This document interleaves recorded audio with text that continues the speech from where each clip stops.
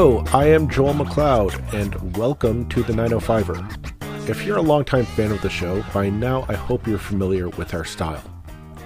We prefer the facts and truth of the issue, no matter how complicated or messy it may be. We are not fond of conspiracy theories and tend to look to the experts to get our facts straight, or to ask the questions that need asking so that we are all better informed. A fact that we, hopefully, all agree with on this podcast is that climate change is real. It is man-made, and it is here and affecting us in real time. We have had on numerous occasions experts from around the 905 region who have attested to the fact that climate change has impacted our world and our region in very real ways, whether that's on conservation authorities, efforts to preserve our watersheds and waterways in Ontario, or the efforts to preserve the Greenbelt for generations to come. Many of our guests have alluded to the fact that the pressures of climate change can be felt in and around the 905 region in a very real and very tangible way. How tangible, you say? Can we quantify that? What is the science behind that? What is the math to prove what we are saying? Did we at the 905er sit down and punch the numbers to prove that climate change is impacting our region? No, we did not. We're not that smart, I'm afraid. But you know who did? Your insurance company. No, seriously. The insurance industry for decades now have been crunching the numbers and doing the risk assessment on what they would have to pay for claims relating to climate change. And the data has come back, and it does not look good. The industry has seen steady increases in payouts for policies relating to the effects of climate change in the forms of stronger storms, or more importantly, flooding across this country, and they are saying that the status quo is no longer feasible. Change is needed in terms of policies to protect our homes, as well as changing what we would normally buy into to insure our homes. And their concerns are that governments at all levels are not taking the necessary steps to ensure that we are equipped to mitigate the damage that we are expecting. For some time, we've been wanting to talk with the Insurance Bureau of Canada, the industry association for the insurance industry, about this topic. Today, we are joined by Mark Cripps, Communications Manager for the Insurance Bureau of Canada, as we discuss the cold, honest truth about the impact of climate change on the 905, Ontario, and Canada at large. You looking to make the most out of this life and optimize your personal wellness? Then check out the Natural Man Podcast. Join me, host Mike C., as we explore all areas of human wellness, physical, mental, and emotional. Learn strategies to optimize your own well-being and be in the driver's seat of your own health. Remember, your doctor works for you. Learn biohacks, neurohacks, ways to improve sleep, and ways to optimize your body and your mind. Check us out on Apple, Spotify, the Fountain app, and at naturalmanpodcast.com. Okay, I'd like to thank Mark Cripps from the Insurance Bureau of Canada for coming on to the podcast today. And he's going to clear up my my auto insurance claim right here. No, I'm just kidding, folks. I'm kidding. We had him on because I've been wanting to do this episode for a while, folks. Because I think this is an issue that keeps popping up on our episodes. If you're a longtime listener, you'll know what I'm talking about. But I finally want to get somebody who knows what they're talking about, not just anecdotally, but somebody we can actually ask the real questions on. And that's the effects that climate change is going to have on the 905 in the next, not in the distant future, but kind of in the near future, and steps that we need to start really taking a gamble, or start taking steps right now to fix. So Mark, thanks for coming on and taking time from your busy schedule to join us. Thank you very much. Hey, thank you for having me. Appreciate it. So let's stop beating around the bush. How serious is the insurance industry looking at the issue of climate change, not just in 905, but let's say the entire country? Well, I mean, it's not new to us. I mean, in fact, the insurance industry, not just in Canada, but globally, has been leading the sort of charge, the advocacy around the need to, for countries and to look at climate change as a risk, not down the road, but that's happening right now. And all you need to do is look at Canada, for example, like, 10, 15 years ago, the average insured loss costs from natural disasters, and we're talking insured loss here, not the uninsured loss, averaged about $450 million a year. Now, last year it was 3.1 billion alone. On average, we're in the $2.5 billion a year zone, and that's year. If you look back to 2018, every year has been in the $2 billion range. So, we've been warning governments. We've been advocating that they take this seriously, and the part of the problem is that, and I'm not. This isn't a criticism, but emissions, that gets all the headlines. Everybody's focused on reducing emissions, but the problem is that climate change is already here, and we're seeing it. So we need to shift our focus into defense. And how are we going to protect ourselves? How are we going to adapt to the new normal that, we're getting more severe weather and it's happening more frequently, and the costs in a society like ours that has, that's fairly well off and has, built itself up, and people have built a lot of equity in their homes.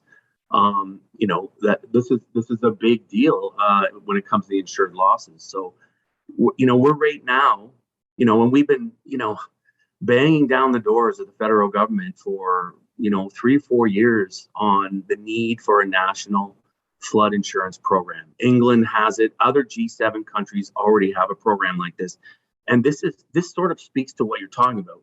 The reality is, in Canada, is that the risk of flood, for example, is so high in certain areas that you can't even get insurance. So you can't even protect your home because, the impacts of climate change have, made, properties that are abutting waterways or along riverbeds and stuff that are now routinely flooding can't even buy insurance. So how do we protect those people? How do we create a system where at least they can buy some financial resilience? It's not like we can just up and make all these people move. Right. So that's kind of the alarm bells have been ringing for a long time, but government moves really slow. And I think, for me, what I've come to understand, and maybe this is a cynical take, but I don't trust politicians to really make them to deal with climate change anymore. I think capital markets are the ones that are going to force the change. Insurance is capital. And when people start to see this impact their pocketbook, their wallet, i.e., hey, my property insurance went up $300, $400, $500.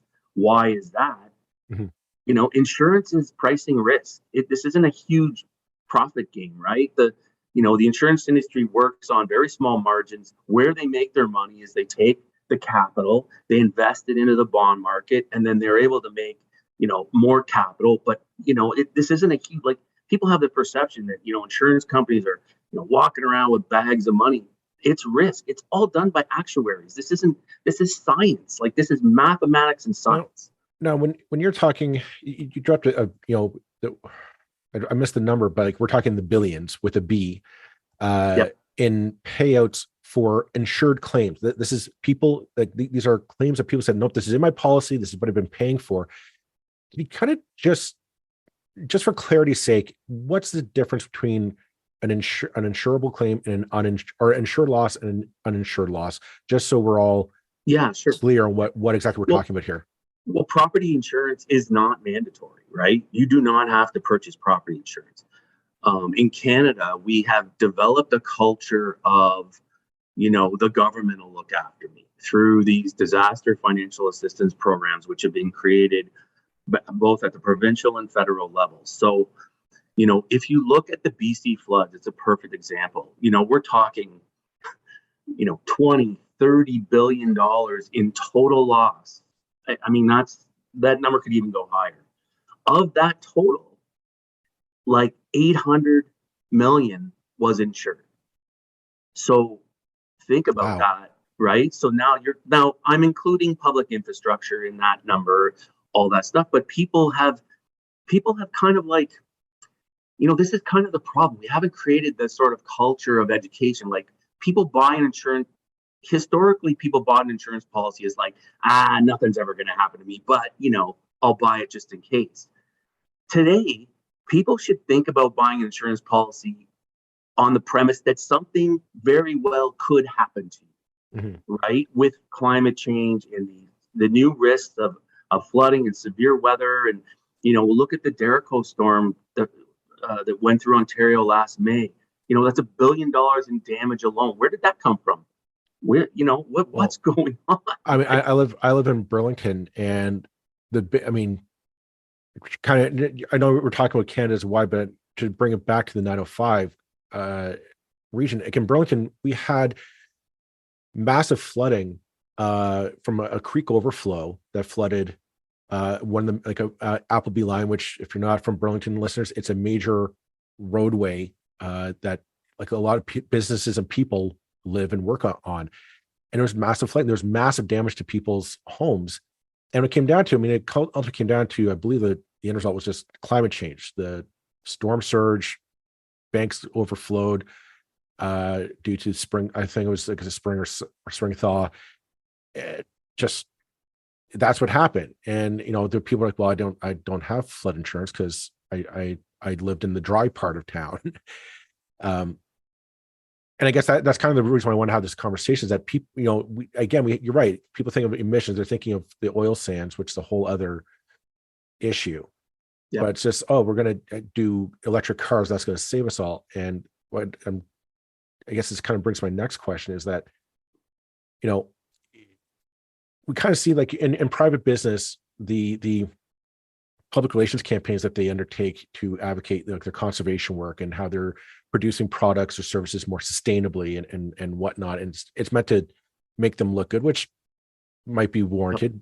Not going to go into that. But you guys at the IBC and the insurance companies in Canada, you're taking a more proactive approach. And your tone is very different than, say, like GM or a Ford saying, hey, we're coming up with this brand new electric vehicle and we're going this direction. That's great, all wonderful. But you guys are taking a more, it's definitely a more serious tone. You guys don't come in with the smile like, hey, we've got this great new product and we're doing this. It's like, guys, it's getting serious. Like, sit down, let's get to work. And would you say that you're taking this issue more seriously than other industries are? I think it's, we're an industry based on risk, right? We evaluate risk, we price risk, we provide products to people to protect them, to provide financial resilience. So, we can continue, the problem is that like we can continue to do that, but we're going to hit the wall where we can no longer price the risk affordably. And this is why we're sounding the alarm bells. Like, for instance, like flood insurance has only actually been available since 2005, right? There was no flood insurance before that because, it just wasn't, fire, people used to say, fire, insurance was all about fire. Well, flood is the new fire. And it's the biggest risk to homes and properties in Canada. If you look at, the fact that Canada's warming at a faster pace than most of the world, we are going to face some serious issues, especially around the coastal areas of erosion, of overland flood. So the insurance industry came together. It happened in the wake of the Calgary floods. If you remember the Calgary floods, yep. And there was this demand, like, why isn't there insurance for this? So, the insurance companies came together, they priced the product, and now it's available. But this is the key point. It's optional. So you need to have that conversation when you're buying your insurance policy and considering your risks, right? Here's another big conundrum. How do you actually assess your risk, right? What information can you as the public get? What portal can you go to where you can say, hey, my neighborhood is in a low-lying area. So if there's a massive microburst from the sky, like Burlington had that big flood there many years ago, that all happened because of a microburst.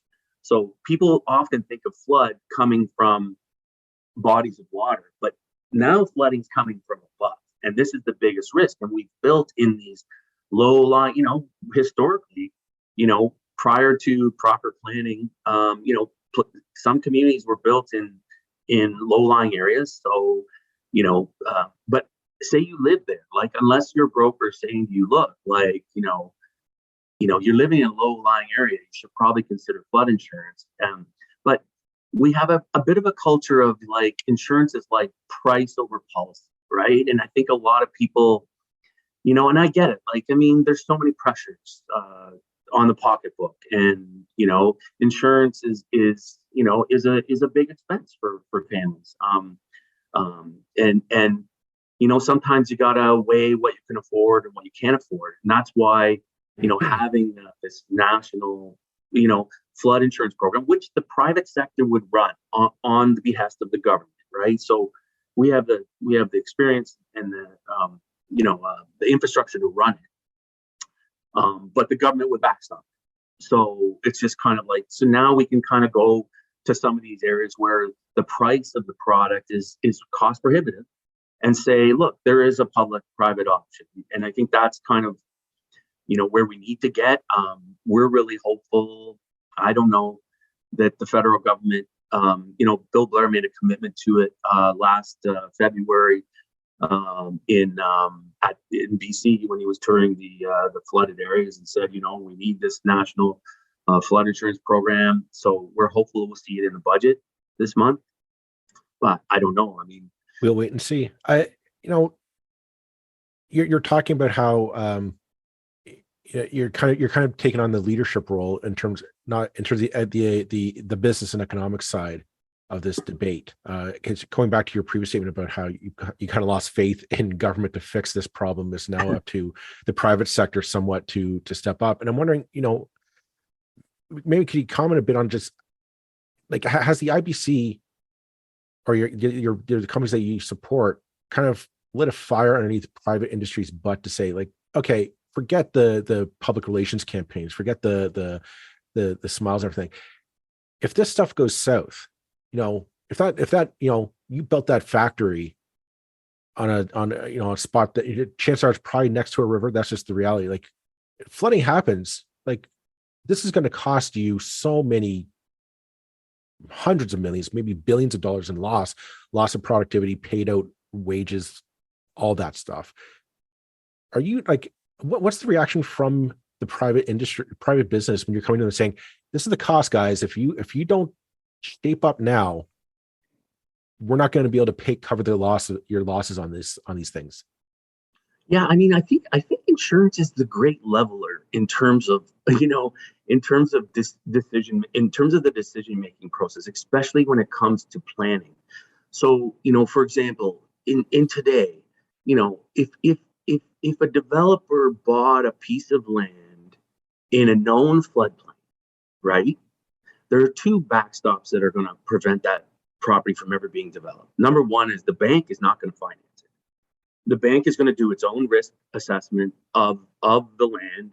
They're going to see that it's a floodplain, and they're going to say, why would we finance this? Anybody with any wits about them is not going to buy a house in a known floodplain. The second thing is that, the insurers will send signals on the pricing of a product, and they will say, okay, so all your new homeowners that you're proposing to build these homes for are going to pay massive amounts for insurance. And that will be a deterrent too. I mean, any smart person, when they're buying a home, I hope one of the things that they should consider is, what is it going to cost me for insurance? Like, that should be one of the considerations.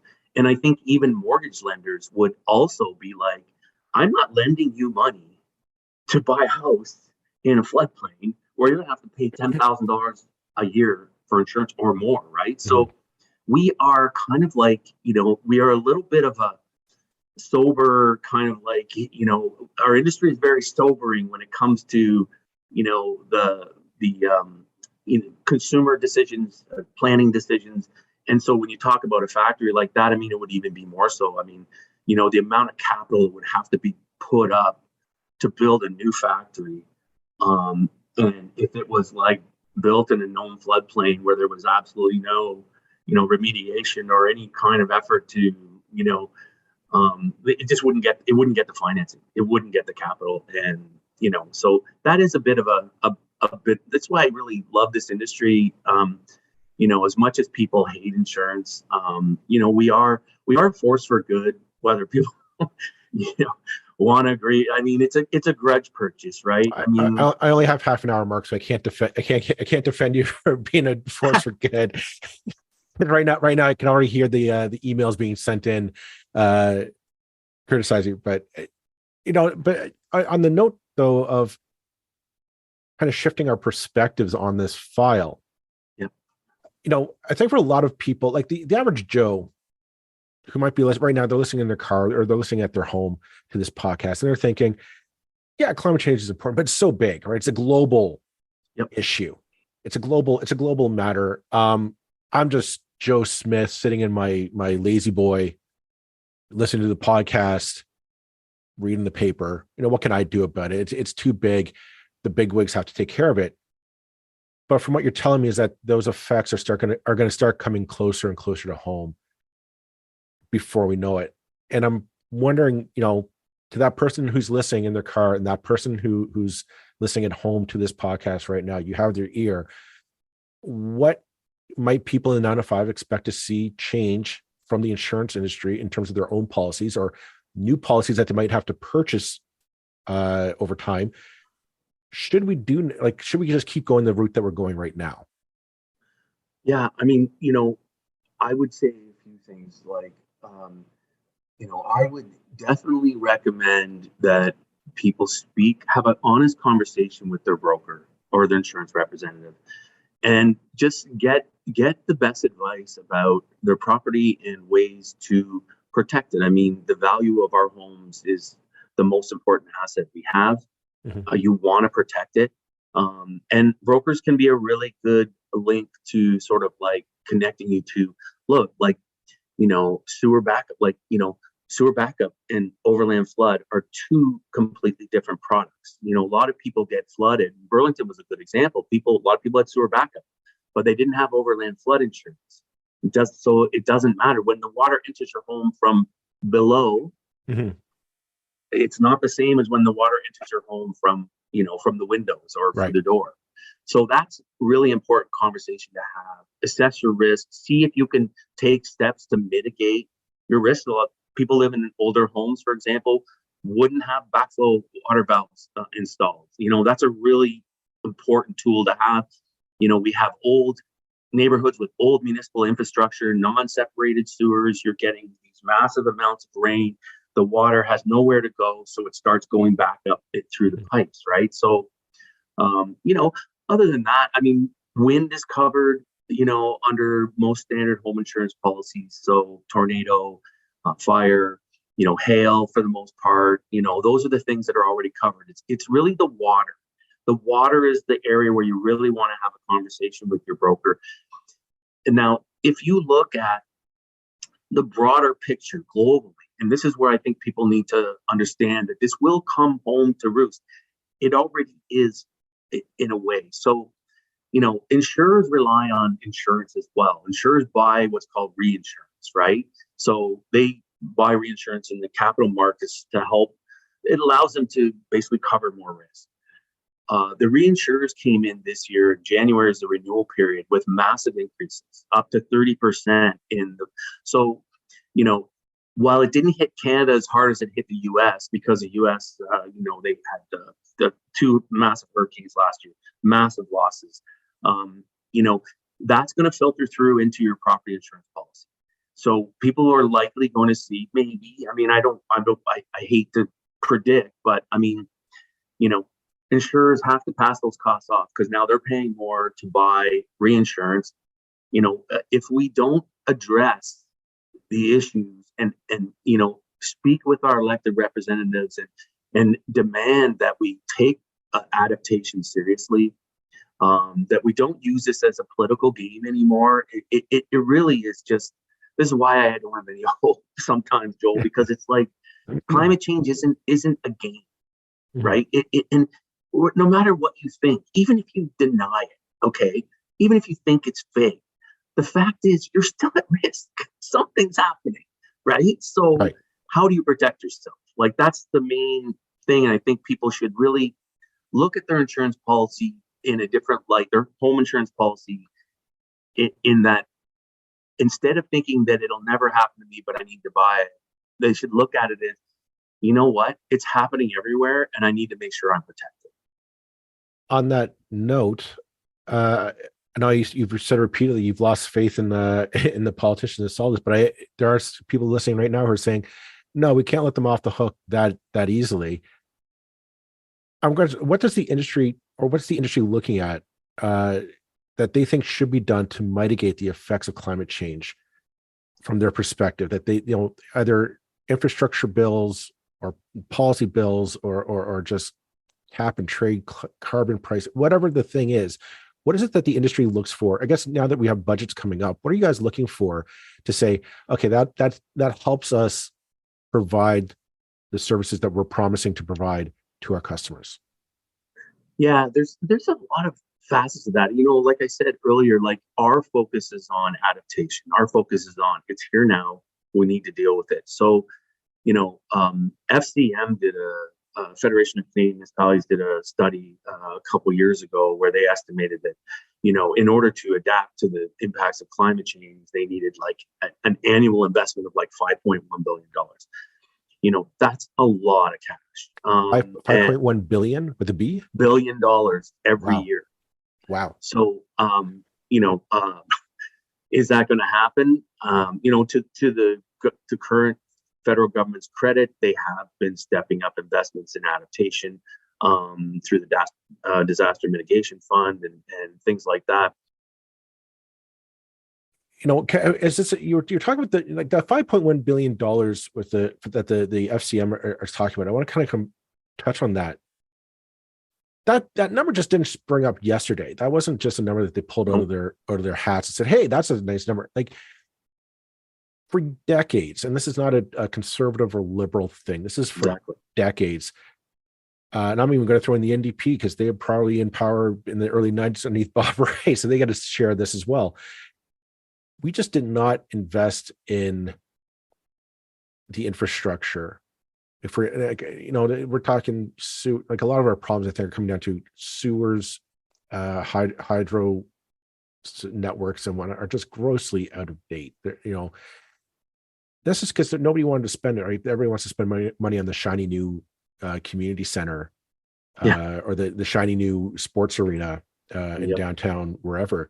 Is that just what it is? Like, is it a case of just the bill has finally come due for us for decades, a generation of just putting it off because we want the shiny new toy, so to speak, at the municipal or provincial, federal spending level?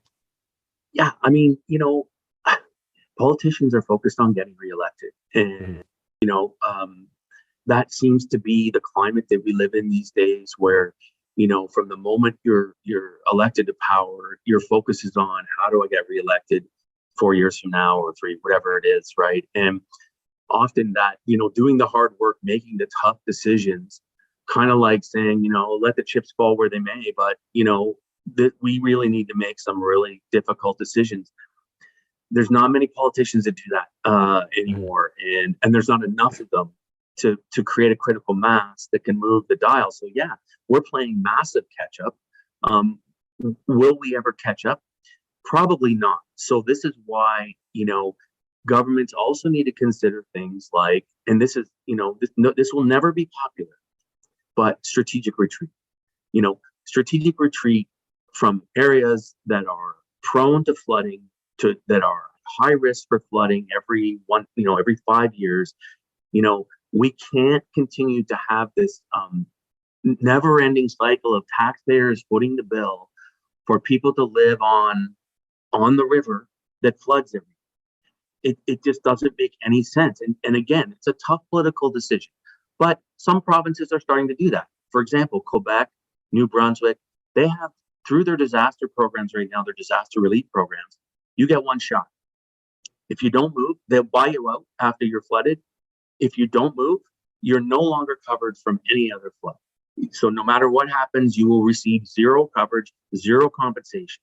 Those are the kinds of really bold decisions that need to be made because, if you look at the Atlantic coast, there's going to be there's going to be a lot of people who are going to be, they're going to lose their homes. They're going to be forced to move. Well, This is these are the tough decisions that we have to kind of like compensate for the fact that we didn't adapt. Well, I mean, you mentioned the East Coast, and it's a personal note for myself. I was born on the East Coast. I have family that live there. I vacation on Prince Edward Island every summer, and this summer was a heartbreaking one because we went and visited PEI. We got to enjoy the beaches, beautiful sunny days at Brackley Beach, enjoying our national park, and wonderful vacation with my family. Packed up, went home as we did, and then the next week, the hurricane hit, and we're in touch with my folks who were still down there, and they were just like, it felt like Wizard of Oz, like the cottage that we have there. They felt it was like my dad was saying that he was in the bedroom, in my bedroom. They decided to sleep in our bedroom. He said it felt like I was on a flatbed truck going down a bumpy country road, an unpaved country road, and I was just sitting on a flatbed, in the flatbed of a truck, and I was just bouncing up and down, and that's just from the wind. But more shocking, and this is a roundabout way of bringing it up, is we had taken pictures of the dunes at Brackley Beach, and we had taken pictures of my family standing there, and then the National Park Service was showing pictures of the day after the storm. And I kid you not, I don't know if you saw the pictures, but it was like 100 meters were gone, obliterated. And I was showing these pictures with my family. I'm like, oh my God. And the only thing I think of was like, this is climate change. This is the effects of climate change, that they're able to obliterate or change the landscape in that manner. And so, that was one of the reasons why I wanted to have you guys on, because I know you guys are crunching the numbers on what that, like, what the cost is, that the homes that are affected, down power lines and all that stuff, the infrastructure damage and whatnot. And the other problem, Joel, is that we're also facing a situation where like Hurricane Fiona is a good example. You have a massive amount of claims resulting from that storm, and yet you're trying to deal with them in a time where there is supply chain shortages, there's a shortage of labor, and so there's material shortages. So you're trying to make people whole who are insured, and yet you cannot find the labor or the materials to do it in a insurance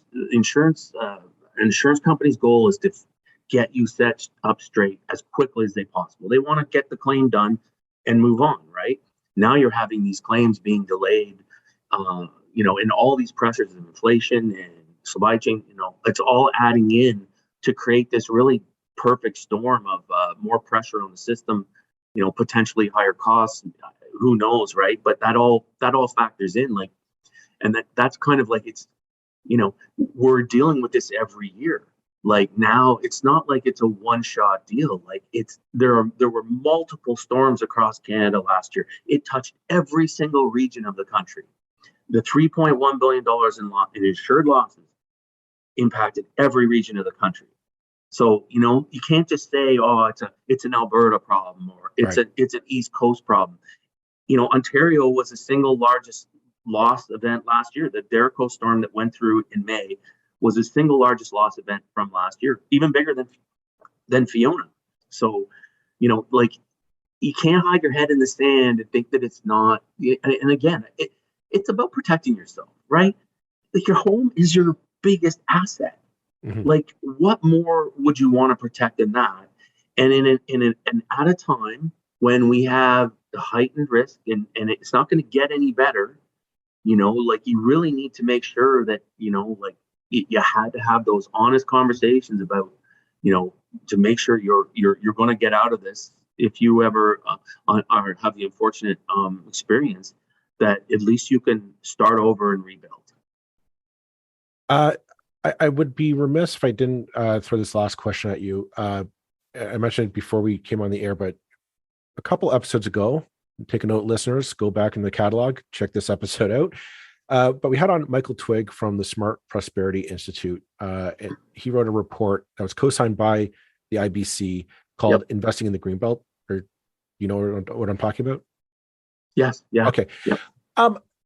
I was fascinated by it. I thought the document was just like a really inventive way to relook at this issue or how to address this issue going forward. Could you just comment a bit about that? Like, you kind of give us a bit of your input, or not you specifically, but the IBC's input into that report, and just kind of your perspective on it. Sorry, Joel, I missed a little bit of the beginning there. Was this on the land? This was on the. I know which one you're talking about. Yeah, it's the Investing in the Greenbelt report that the you and the Smart Prosperity Institute co-signed. And I'm just wondering, just give us your perspective on it from the IBC point of view. So IBC has also been, for many years, suggesting that there are, and insurers, on behalf of insurers, that there are alternative models to build capital to protect risk. That includes green bonds. There's also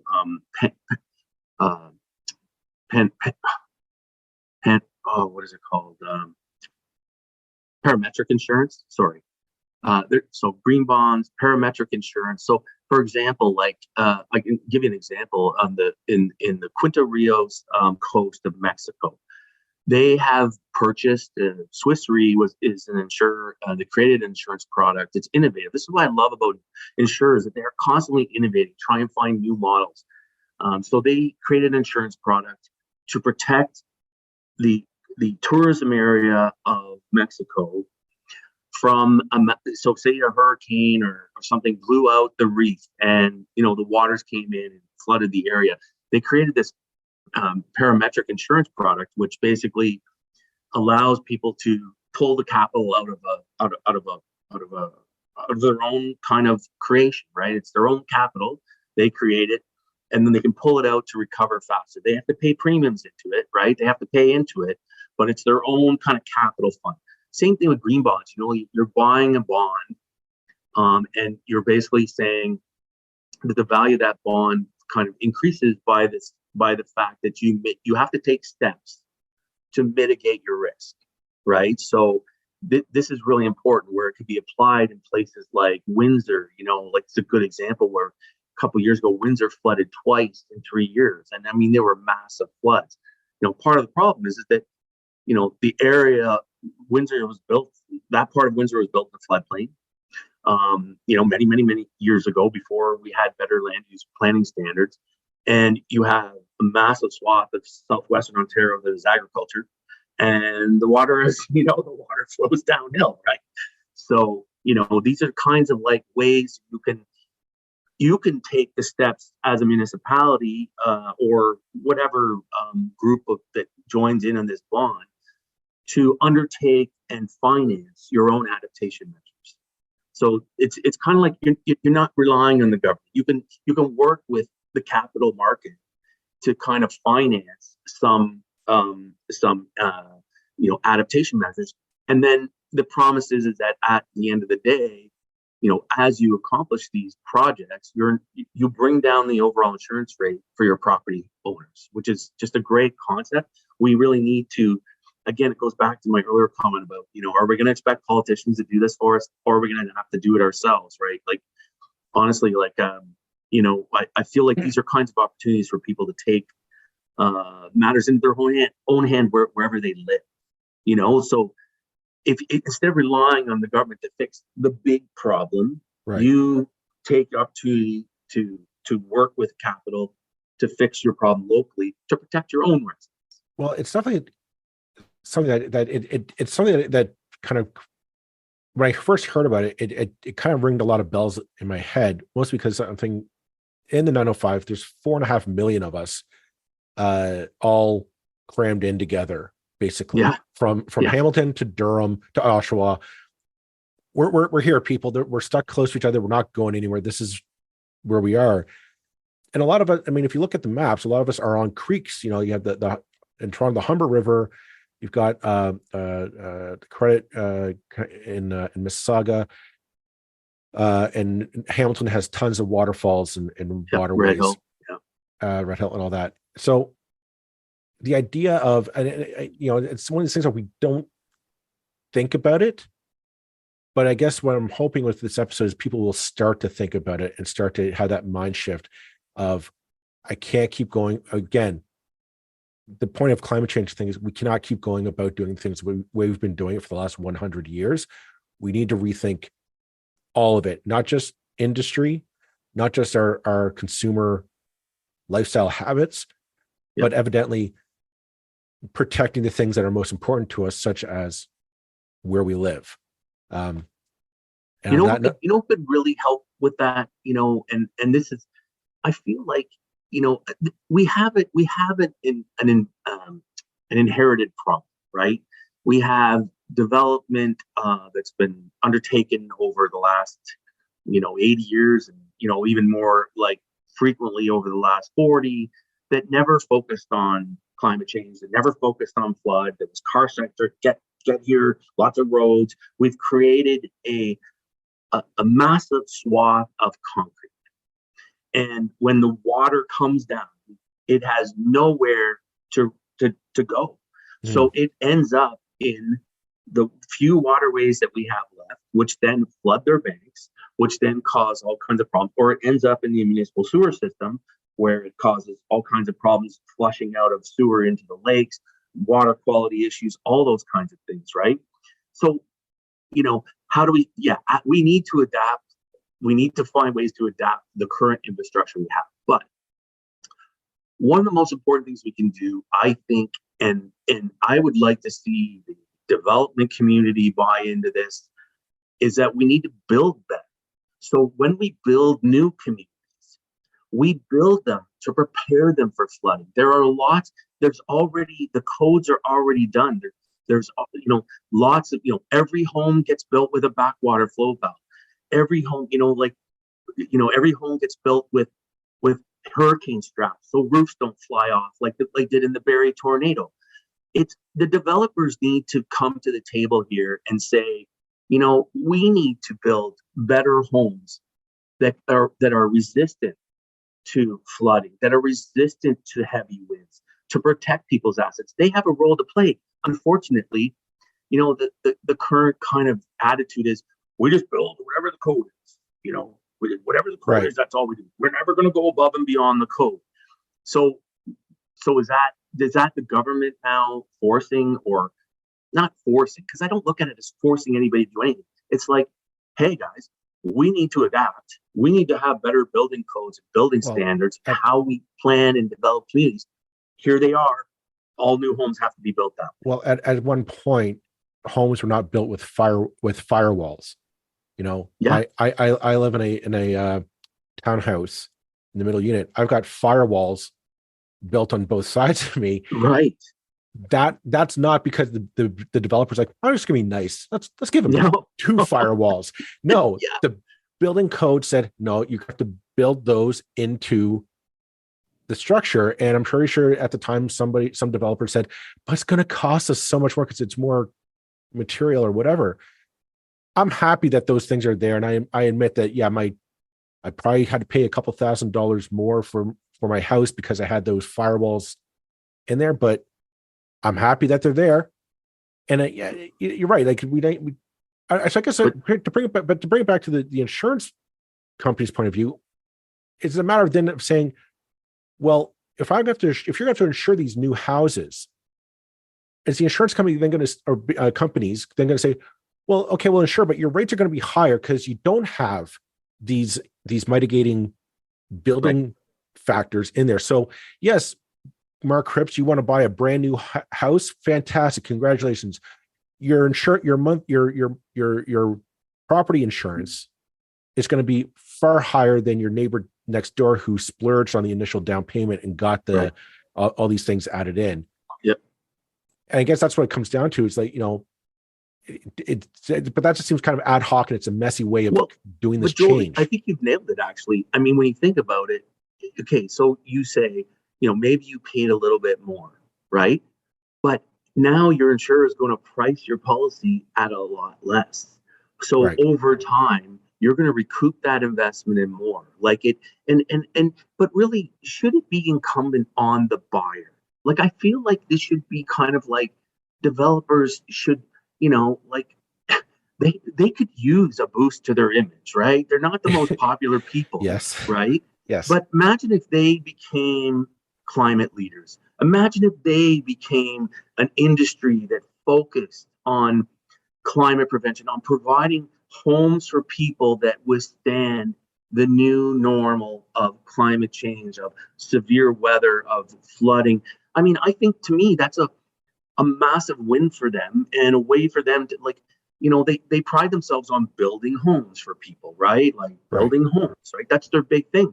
Well, build them better, so that, and then, then those people will get better insurance rates. It'll be, they'll feel better peace of mind, but more importantly, their most valuable asset is protected from what's going on right now. And, the next storm's coming, and, I'm not like, don't want to be Eeyore with the rain cloud over my head, but I mean, they're, the next storm's coming. In all honesty, Mark, some days I think you're of all the industries in this country, the insurance industry is the one that kind of has been ringing the bell for a number of years now, saying this stuff's real, folks. And that's what I get, is that, for decades we heard climate change, it's man-made, it's not real, this kind of wishy-washy. But for decades, you guys have been saying, we've done the math, and the math does not look good, folks. We're concerned with this. Mm-hmm. And I'm flabbergasted that when the insurance companies don't start saying, we've actually done the math, like we're not just pie in the sky, wishy-washy, let's go hug a tree. We've done the math. We've done the data. We go to government, we tell them that, Joel. Well, I'm hoping that folks in government will listen to this podcast on their way into Queen's Park or to Parliament Hill and take note, because climate change is here, it's real, and I think it's going to cost us all one way or another. And as you said, we all have to pitch in to fix it. It's a whole of society approach. Absolutely. Everybody needs to be part of it. Yeah. On that note, I'm going to end off this episode. But thank you very much, Mark, for coming on, enlightening us a bit on what the Insurance Bureau is doing on this important file for all of us. And I guess we'll keep in touch, because climate change isn't going away anytime soon. Thanks for having me, man. I really appreciate, it's nice to have an opportunity to speak about the insurance perspective, and to give some solid tips to homeowners, to just get them thinking about, ways to protect their most valuable asset, and what they can do to kind of help general society Sounds good. Okay. Well, thank you very much. And we'll see everyone next Thursday on the podcast. Bye-bye.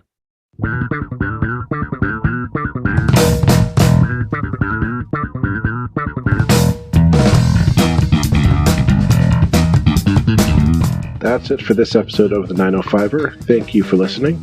As always, you can send us your feedback, thoughts, and concerns, or ideas for future episodes to our email, info@905er.ca. We'd love to hear from you. You can help us keep the 905er going by financially supporting us through Patreon as well as PayPal. Visit us at 905er.ca and click on the support tab. As well, links are in the show notes for your convenience. Lastly, you can find us on social media. Search for _905er on Facebook, Twitter, Instagram, and LinkedIn. So long for now. See you next time.